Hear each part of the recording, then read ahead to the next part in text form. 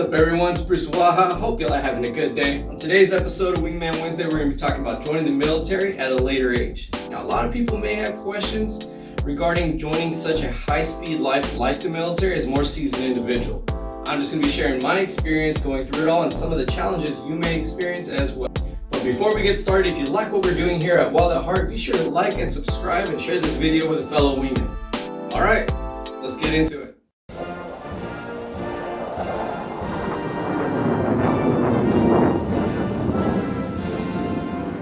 So you're wondering what life may be like joining later in the game than your fellow wingmen.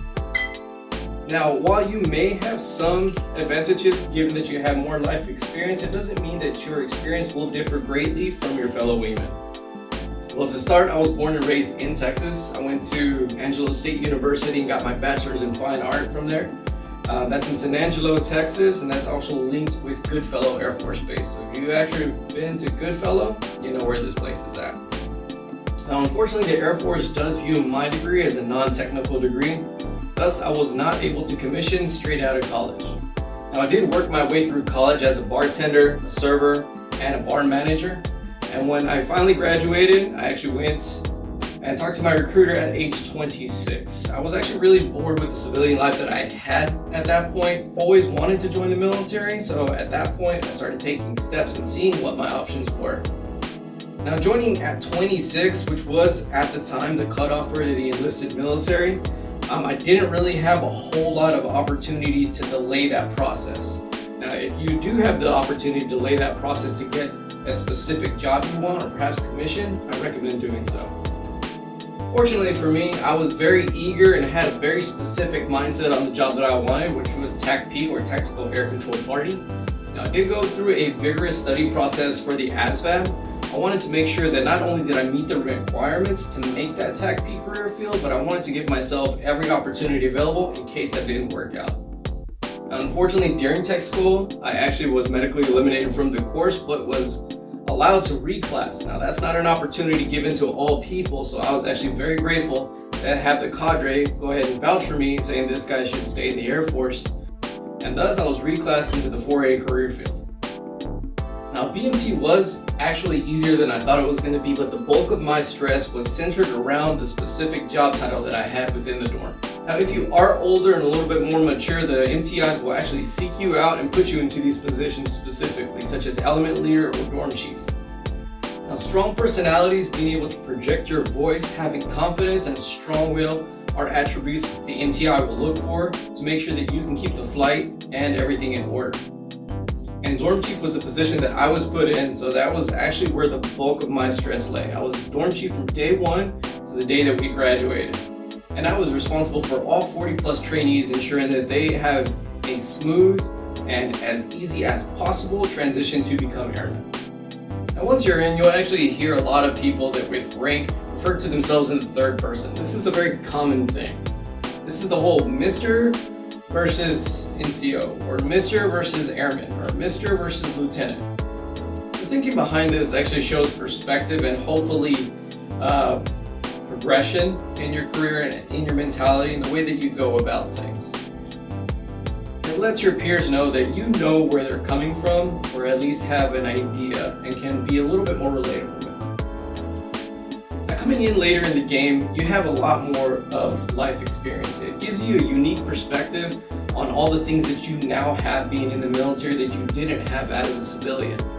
So hopefully you have enough life experience to be able to identify oncoming drama and be able to avoid it. And speaking financially, hopefully you've reached an age where you won't be suckered by the local car dealership or that 21% APR credit card. Life at this point hopefully has taught you ways that you can make that dollar stretch out as much as possible. So hopefully you've been able to progress on developing your work ethic. Now, this will drastically allow you to stay motivated and complete processes and tasks that you set your mind to, even more so than your counterparts.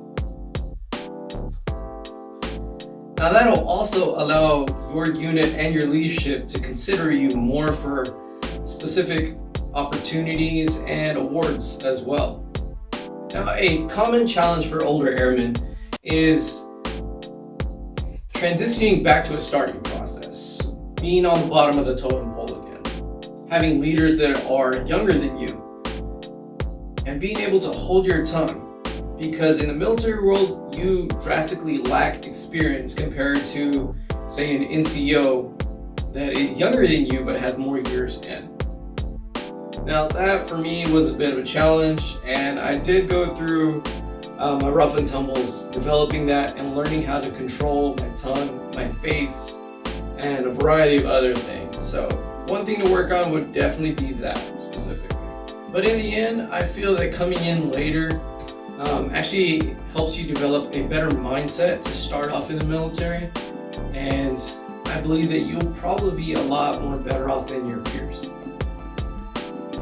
Now, as an Air Force medic, you're placed in probably the most ideal operational position in the military. Your facilities are usually state-of-the-art or brand new. You have year-round air conditioning and heating, and it's really hard to identify a place that you would be better off starting. However, being in the medical field can also be a focal point for some high school hijinks that you may encounter. If you thought you were getting away from high school by joining the military, not so much. You may experience the same kind of trauma and personalities that you thought you left behind. They're at your unit.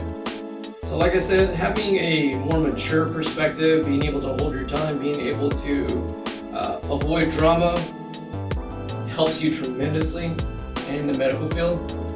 Now the great thing about being a 4A and this career field is that it allows you for a high rotation, so you may move from one clinic to another, one flight to another, so it's a little bit easier for you to avoid the drama. Now, if you haven't already taken some education courses in the military, the Air Force specifically is very education focused. So there's a good chance that by the time you're done with your first term, you'll have an associate's degree. I recommend being able to CLEP and take as many classes as possible during that first term, because you'll actually have fewer responsibilities and more opportunity to improve and get ahead in your educational process. And if you happen to join with a non-technical degree, much like I did, go ahead and visit the education center, see what credits you can have transfer over. That way you can obtain that CCAF ahead of time and you'll be able to skate through that whole process and begin your upper education. However, one thing to keep in mind is that the Air Force won't pay for a lateral degree. So if you have a bachelor's degree and are looking for another bachelor's, you'll have to use your GI Bill for that. The Air Force is very developmental focused. So that means that if you have a bachelor's, you need to start looking at a master's degree. And they'll actually help you with that process. But anything outside of that that isn't progressing up, you'll have to use your own GI Bill for that. Now at this point, if you're considering joining the military at a later age, you have multiple options and you've actually researched every individual option that you have, whether it be furthering your education, like going to do a bachelor's degree or master's degree, or whatever. Maybe you're in a bad situation or a bad life chapter that you just need a quick exit. Whatever your reason is, I can assure you that the military is a great option to go. It offers you the most secure transitioning to a new chapter in your life. Because the military will change you. Whether or not it changes you for the better or for the worse is really up to you and what you're able to commit to it. Either way, my opinion is if you're choosing the military to change your life, you're taking a great first step to do so.